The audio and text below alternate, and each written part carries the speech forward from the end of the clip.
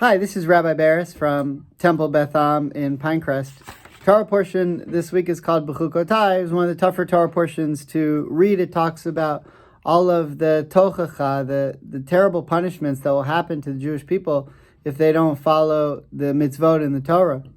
And a good question is, why do we have this tochacha, these retributions here, when we also have them later on in the Torah in Deuteronomy and Kitavo? In other words, why is this list of all the horrible things that are going to happen to the Jewish people mentioned not just once in the Torah, but twice? Well, one of the differences between the two tochachot is in this week's Torah portion, all of the punishments are spoken to the Jewish people in the plural. This will happen to you, plural. This will happen to all the Jewish people, plural. And in Kitavo, it's singular. This will happen to you, the individual. Another difference is, in this week's Torah portion of BeChukotai, at the end, there's a nachama. There's a comfort.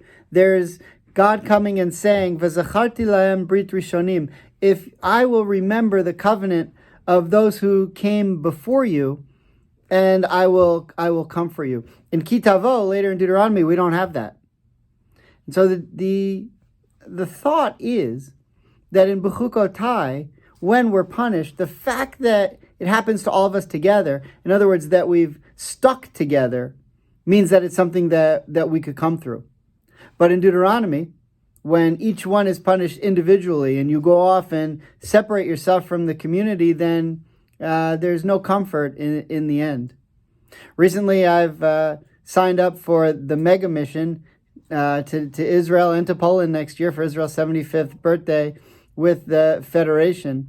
I can think of no other way to show our unity and to show that there's nothing that can stop us or can keep us from being unified as a Jewish people than joining together to celebrate Israel's 75th birthday, and for some of us to head to Poland first and remember what happened in the Shoah before we head to Israel.